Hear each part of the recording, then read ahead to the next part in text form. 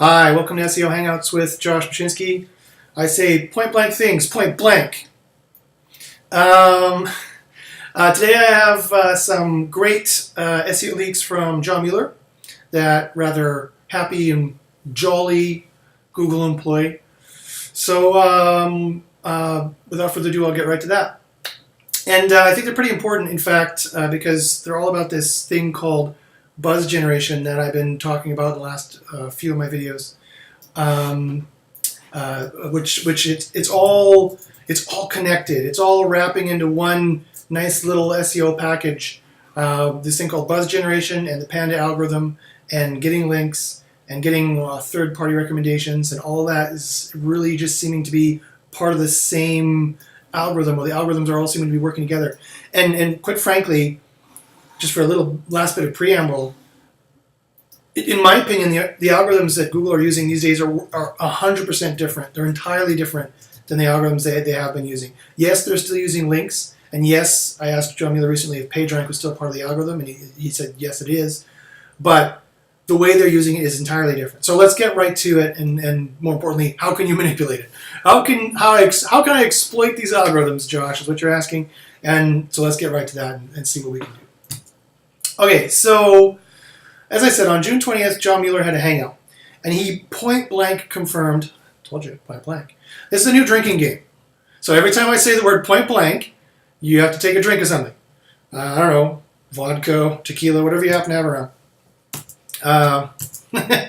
Okay, so John Mueller, point blank, in this hangout on June 20th, he confirmed buzz generation as the new SEO strategy. He's mentioned, and I've mentioned it before in my other hangouts, in my other videos. By the way, if you want to watch those videos, you can see them all on this magical thing called YouTube that didn't make Google any money for a while. Now it's making Google oodles of money. At youtube.com/jbachynski, JBACHYNS. You can also email me any SEO questions while I have it in my mind. You can email me any SEO questions at joshbachynski@gmail.com, or you can follow me at Twitter at joshbachynski, where I say sarcastic things to various Google employees. So won't that be fun? And then they mute me and then never respond again. So anyway, so John Mueller said in this hangout, he was asked basically, how is it that some pages rank in page 1 right away, and why is it that some sites seem to take months? This whole theory of the sandbox 2.0, as Mr. Schwartz is calling it. People have been asking the black hat, more spammier communities, more aggressive niches, or the black hat niches, they're more or less the same thing out of necessity. At least for years they were. Why does it take so many months for sites to rank? And so, whereas some sites seem to rank on page 1 right away.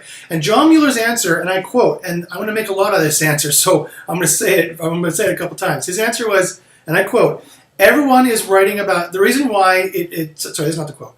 He says, the new page jumps right to page 1 because, and I quote, everyone is writing about it and recommending it online. I say that again. He said, because everyone is writing about it and recommending it online. Now, there are various people in the SEO community who have critiqued those, such as myself, who make it their business to listen to what Google employees say and then interpret the hell out of it. So perhaps I am guilty as charged. However, if I was a physicist, for example, and an angel came down from heaven and told me, Josh, E = mc squared, I am not going to take it on face value what this celestial being with insider knowledge tells me, that it's just true because they said it. However, on the other hand, I'm going to take it as a pretty good piece of evidence that it might be that way and do a bunch of empirical testing to find out if that is the case. And so this statement from John Mueller corroborates strongly with other things he's said previously. It's an even stronger admission of how buzz generation is working and how their ranking algorithms are working. And it directly corroborates an experiment I've already conducted.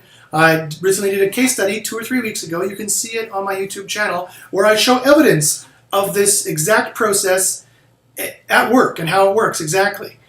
And you can see that again at youtube.com/jbachynski. And so again, I want to make a lot of this statement, but if you will suspend your credulity just for a moment. I'm going to go through it and you'll see why I make so much of it. Again, he said, everyone is writing about it and recommending it online. That's why it ranks so well. Okay, so everyone. What does he mean by everyone? I'm literally going to break this down and do this. Well, clearly he doesn't mean people who don't know about it. He means people who are in the know. And he says everyone, so all the important people, presumably, as far as they are concerned. Now, who are the important people is the important question. Is writing about it and recommending it. He just didn't say everyone is recommending it online. He was more specific, and this is why I love John Mueller, because he's often more specific. He tries to be as specific as he can. He tries to be as actionable as he can. I've listened to every Hangout he's had for the last almost 3 years now, and he's very actionable. He tries to be actionable for webmasters. That's why I love the guy so much, and that's why I think he deserves a raise. I think he's the best Google employee there is, because he actually tries to help webmasters in a non-public relations, non-crappy way, quite frankly. So, this time he said, everyone is writing about it and recommending it. And so I take those two things as being separate, as being different. So, in my opinion, I think we can draw 3 things from this, and also going off of all the stuff that, he said before in all my experiments. When he says everyone is writing about it and recommending it online, to me this means 3 things. 1, this is, again, a direct admission from Google. They are now tracking social shares of pages. They're tracking links to pages, follow links, no follow links, or just mentions, just textual www.yoursite.com. They're tracking that as a link as well, because they want to track how and which way everyone is writing about it. That would be the way that everyone would be writing about it, right? No one's making links anymore. The blogosphere is dead. People share stuff on social. There's still some blogs and still some forums that people talk about stuff on, so they're tracking that too, undoubtedly. And 2, I think they're tracking positive co-occurrence. They released a few, maybe 6 months ago, maybe even a year now at this point, they released something called the Bad Merchant algorithm. You can check it on Mr. Schwartz's site. If you don't know who Mr. Schwartz is, that's Barry Schwartz. His site is SE Roundtable. And you could just search that for Bad Merchant and you'll get the page. The Bad Merchant algorithm uses negative co-occurrence. So your brand name and sucks, or your brand name and scam, or your brand name and bad, ripped me off. They now have an algorithm to track this. And they have an algorithm to track positive co-occurrence as well. And I believe strongly there's a lot of signals, a lot of evidence that they're using this directly as, they released a Bad Merchant algorithm and said that's how it worked. So we know at the very least they're tracking the bad mentions, and it just makes sense based on their Quality Raters document, which they leaked and I exposed last week. You can check that out. They're clearly talking about positive reputation in that document as well. They're getting their manual reviewers to look for evidence of positive reputation. That means you can be sure their manual reviewers were training algorithms to look for positive co-occurrence as well. So I think that means 3 things. 1, they are now tracking everything they can track. Social shares, reviews, likes, links, +1s, follow, no follow, whatever, just to get an idea of what's being talked about and by whom, and the positive occurrence, if it's talking about negatively or positively, of 3, who are they tracking? Who is everyone? Everyone is all the important people. In this case, I believe it's the enthusiasts and experts on other websites, forums, or blogs who post on that topic, and or just major social accounts of people who post on that topic. Because they know already, as I showed in my case study, they already know who is an aficionado on what. They know who is an enthusiast for what. I can clearly show they know who is an aficionado on what topic because of my case study I showed. You do a search and they show up the relevant Twitter accounts, the relevant Facebook accounts, out of millions and billions of accounts. And they clearly know who is an aficionado on what, because if you install Universal Analytics, which I reported months ago, they will tell you what your viewers are into and what your viewers are doing, and they track it all through persistent cookies that are not deleted. I pull rank. Mike, can't remember his last name just off the top of my head, but his Twitter handle is iPullRank. His first name is Mike. He's a cool guy. He does programming. He's also an SEO, been in SEO for years. he just recently showed at MozCon, I believe it was, how there are cookies that browsers will accept that are persistent, that even if you clear your cookies, they're not deleted. So I guarantee you that if Google wants this knowledge, and they do, that they will find a way to get it, and so they're getting it. And Universal Analytics is the proof.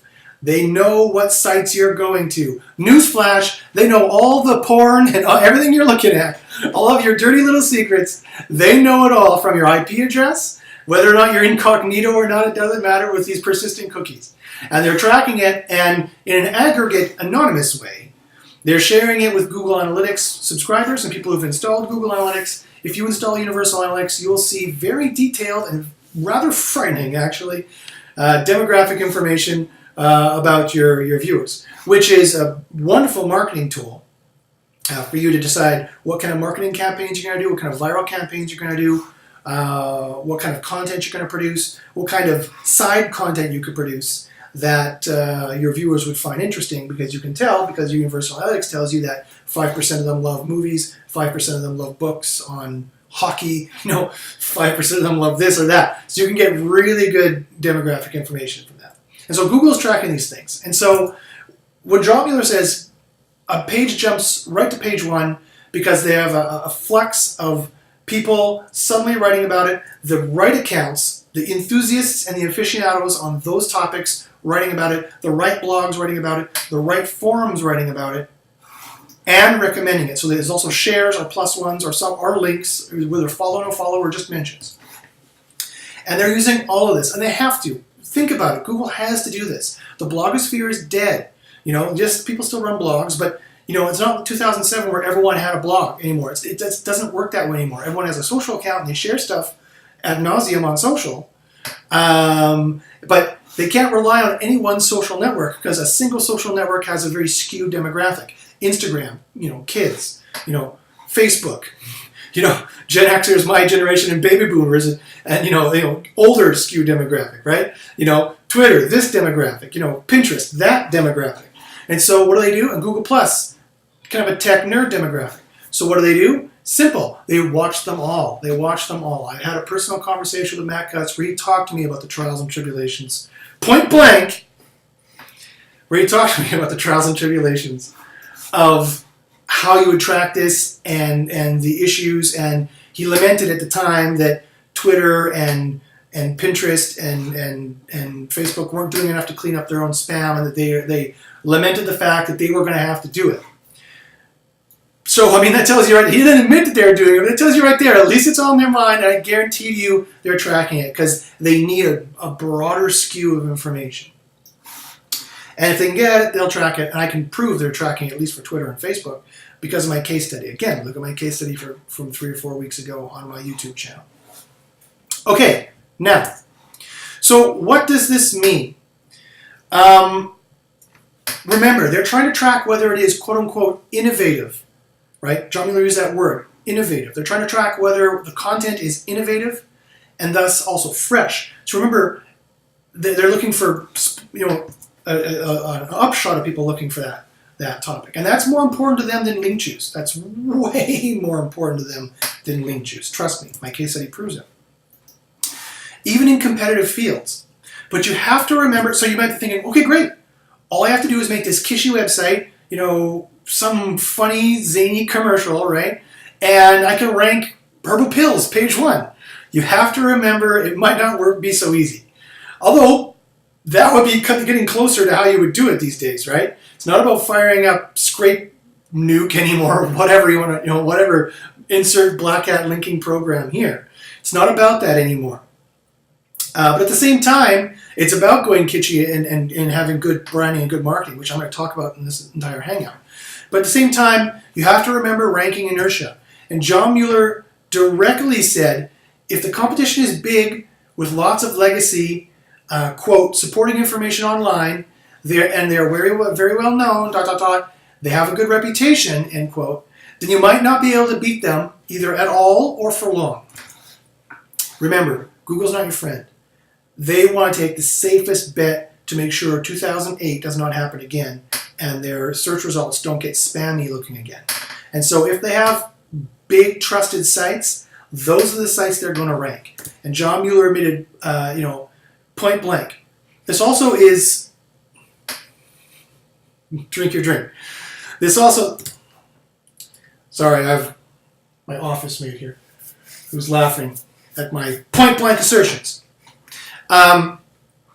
This also means that there's another piece of evidence they're tracking buzz generation across multiple sites, right? Because it's these large sites that have maximal buzz, if you will.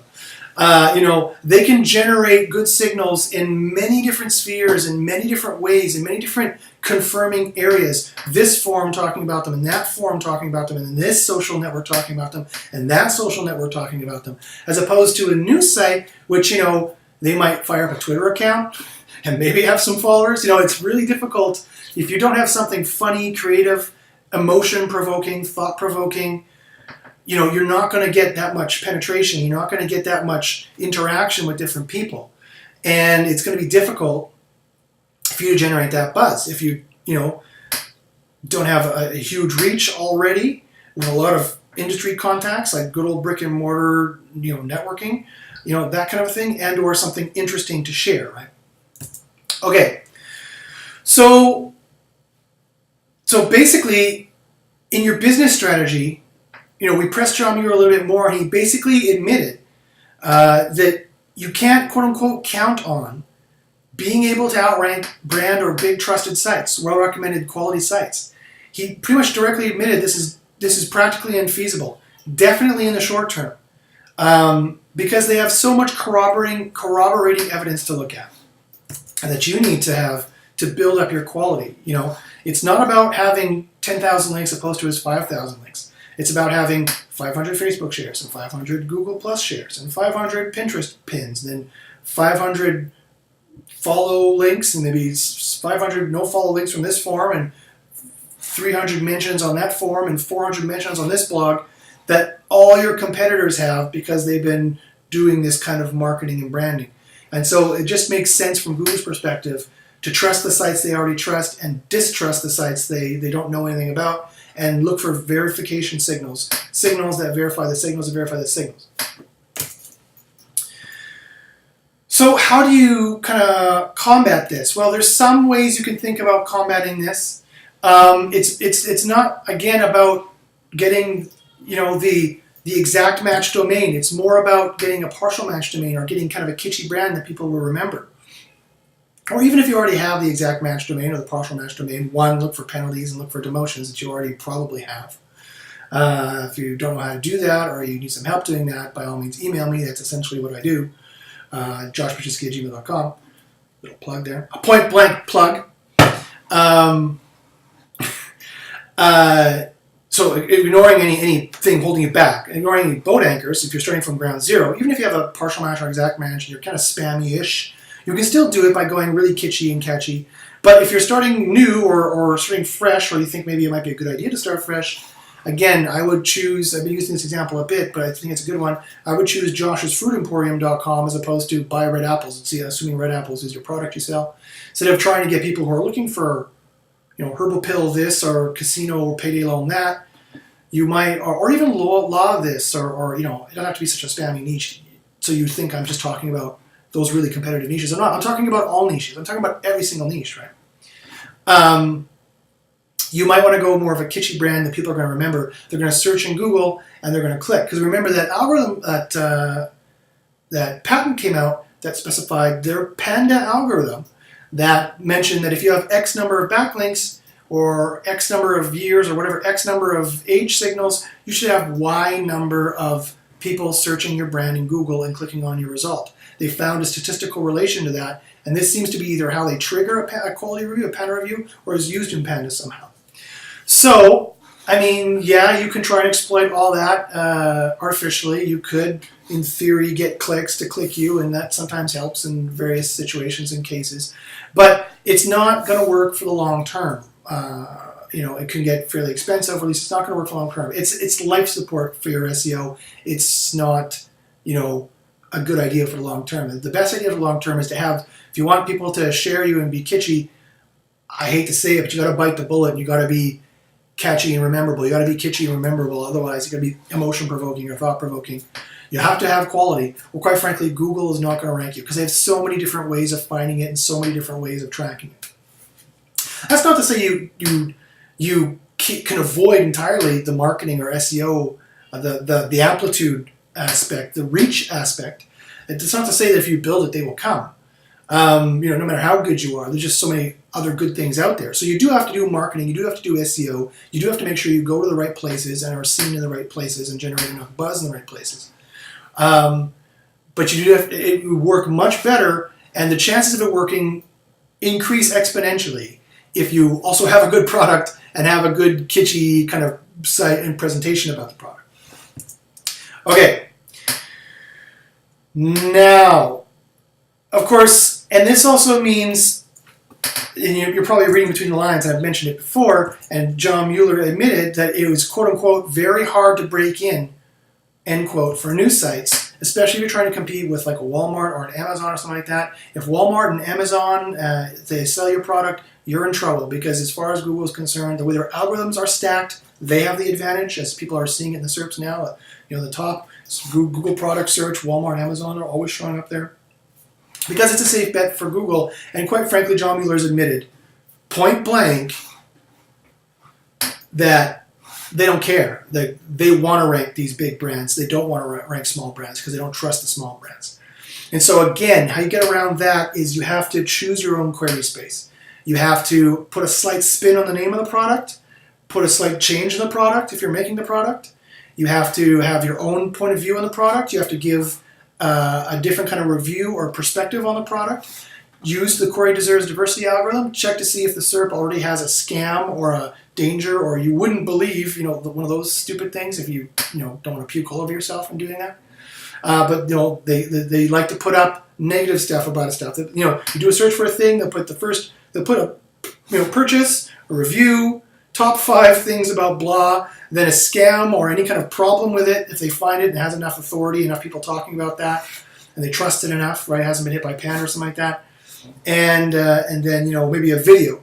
So those are the spots. Those are the positions you can take on the SERP, and you have to find the weakest one and go for that position. Don't try and find the strongest one like Walmart and think I can make 10 million links like Walmart has, because you can't, and it won't work anyway, because Walmart has a bunch of other signals they're tracking that you were focusing on links because you had your head in the 2008 SEO silo.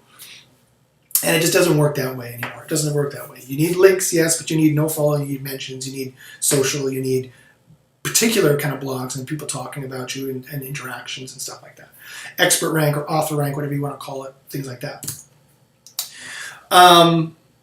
So yeah, it's really hard to just kind of abstractly, so it applies to every niche and every site, kind of say what you can do. And I'm more than happy to talk to you about it. If you email me, I can come up with some ideas of how you might want to guerrilla market it or market it in a kitschy kind of different way. But at the end of the day, really, you want to define your own query space. If you can't beat them on the buy red apples query, then make red apples ultra, right?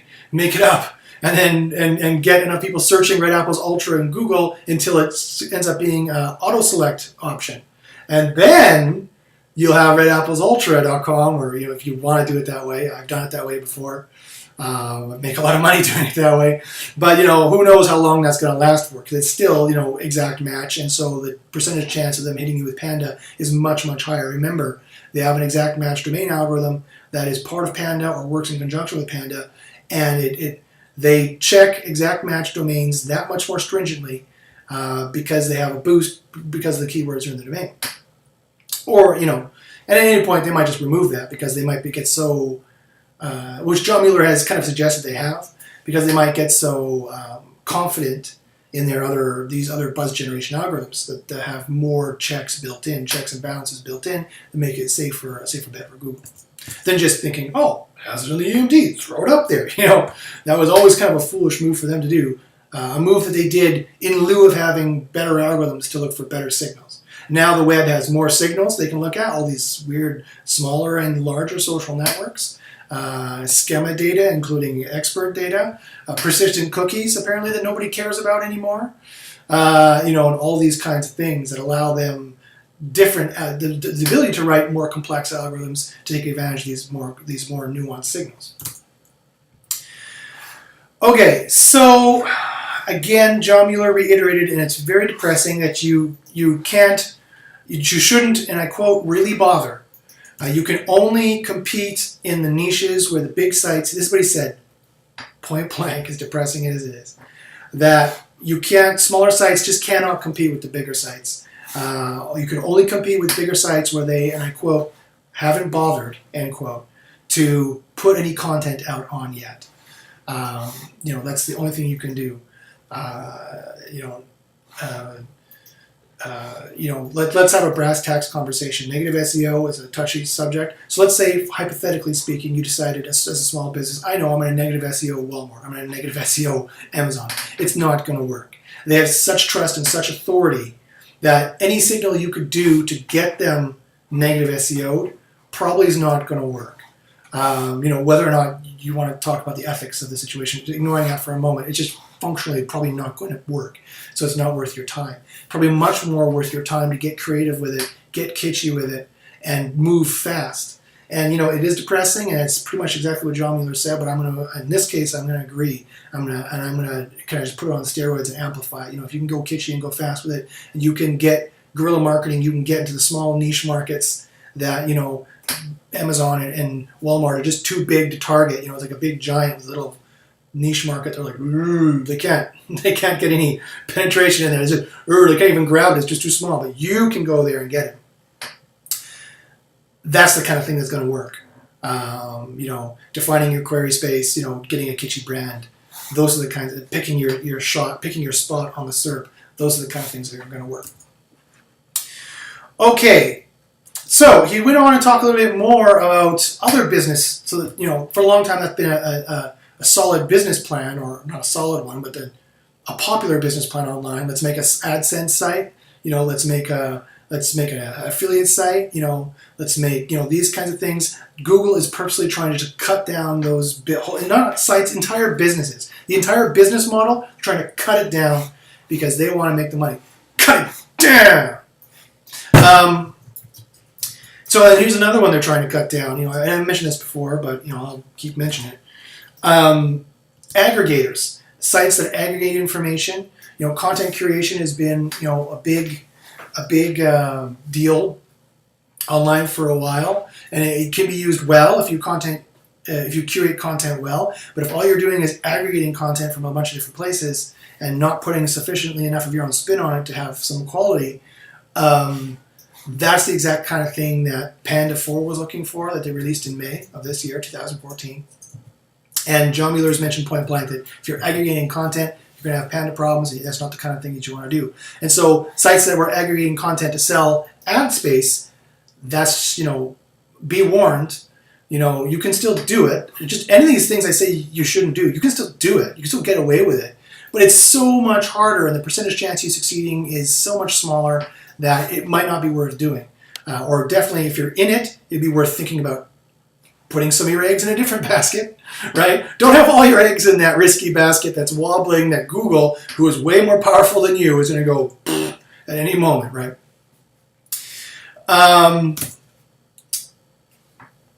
So aggregators, and it's not that, and duplicate content, but it's not that duplicate content is the issue. It's not that dupe content is the issue. It's that boring content is. So it's just that aggregator dupe content is often boring content as far as Google is concerned. So that's going to be the issue. Again, with usage metrics probably playing a large role in that factor, or that Panda factor as well. Okay, also he said this very interesting when it comes to Panda. And this is different than what he said before. He said in this Hangout on June 20th that if most of your content is low quality, then we will judge the site as low quality. This is different. He directly admitted 6 months ago, maybe even closer to 8 or 9 months ago, that if only 20 to 30% of your content, quote, 20 to 30% of your content was low quality, that the entire site could be hit. So this is different. Now he's saying if most of your content is low quality, the entire site will be hit. And so, again, this is another piece of evidence. They're using extra factors on top of just usage metrics and type of content factors on page to determine if it's a low quality site. and this also changes things. This also corroborates some stuff that Mr. Cutts said. They released a softer Panda, then they released, just in the last XMS Advanced, they released a softer Panda. This was Panda 4, the softer Panda.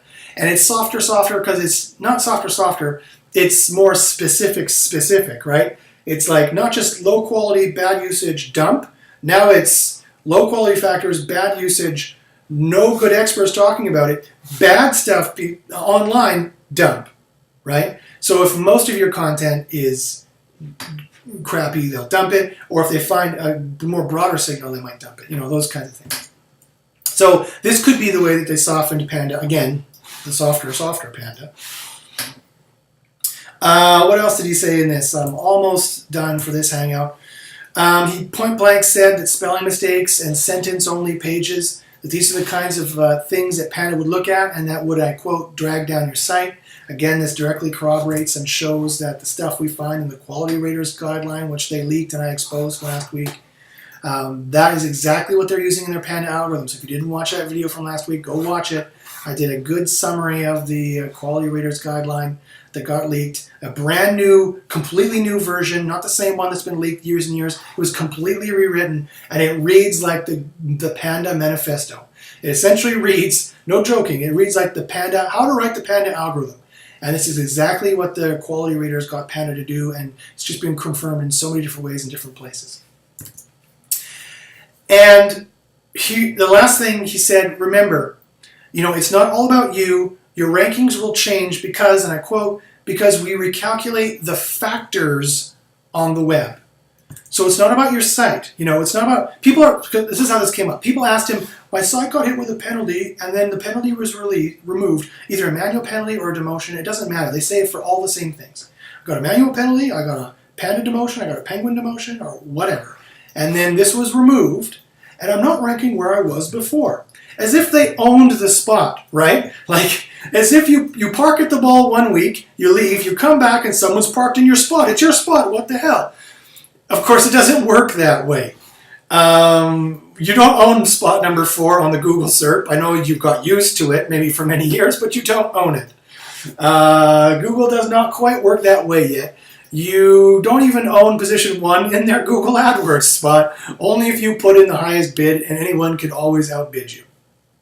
But that'd be a more closer way to own a spot on the SERP, I suppose. You own a percentage of a spot, maybe, in Google AdWords. But the way he explained it, and it makes perfect sense, is they have so many algorithms tracking so many different factors that even if you remove something and got it brought back, remember, now your trust score has gone down. I honestly believe they have algos that promote you, algos that confirm your other signals or trust in your site, and algos that demote you. Remember, even if the penalty, the demotion has been removed, your trust has gone down a little bit. And even if that's not the case, other factors online are changed now. They have different links, they have different social, they have different people saying different good or bad things about them, and Google might just be shuffling it around because people didn't click on the results that they were clicking on before. Again, because you were gone, right? Because you're gone, people are clicking on different stuff on the SERP, and that's going to change around how the SERP ranks. Be like, oh, people want to see this instead. Oh, we thought this was a do query, but now it's an info query. I've done direct testing by putting people through the SERPs, clicking on stuff, and it trains Google's algorithm automatically to know what's an info query or a do query. Oh, they want information about something, or they want to buy something, for those queries that are on the cusp. And now because you weren't there, or because things changed around, or because they made an update, or they're using different algorithms, or things changed, that now this is ranking higher than this, and you're not going to go back to the same spot. And who knows, maybe you change stuff on your own site. So, to conclude, you don't own your position on the SERP, but you would do well to protect it as best as possible. And this is not by doubling down on the SEO tactics of 2008, of ye olde SEO tactics. It's about generating maximal buzz. And yes, we can do this in a black hat way. We can put your site on life support for a while. We can exploit it for a while. But quite frankly, the new black hat is white hat. The new shrewd, Machiavellian, kind of clever, I don't care about ethics way, no nonsense way to rank is the white hat way. Not totally the white hat way in their kind of fluffy, we're white hat kind of way, but you want to get serious with it. Google, you got to use the algorithms that Google is using, and Google has changed the landscape entirely to be more skewed towards that white hat sense of traditional marketing, guerrilla marketing, viral marketing, creative marketing. Matt Cutts said at SMX Advanced just in June last month that a creative idea will beat any of these link building programs or any of these link building services. You just have to get creativity and sweat. And as much as I dislike the vagueness of those kinds of statements, and so if you want any concrete ideas, by all means contact me. I have concrete ways of doing this. It's just difficult to talk about in abstract. I could very well start doing case studies. If people want to send me their sites so I can do case studies, I'm happy to do that too. That's a good idea for a future hangout. If you want me to do a site analysis or a case study on what you could do to market yourself, or a site analysis on what's wrong with your SEO right now, those would be two different hangouts. Send me your site and we'll see what we can do. Of course, you have to make it okay for me to release your information publicly, right? And talk about you publicly.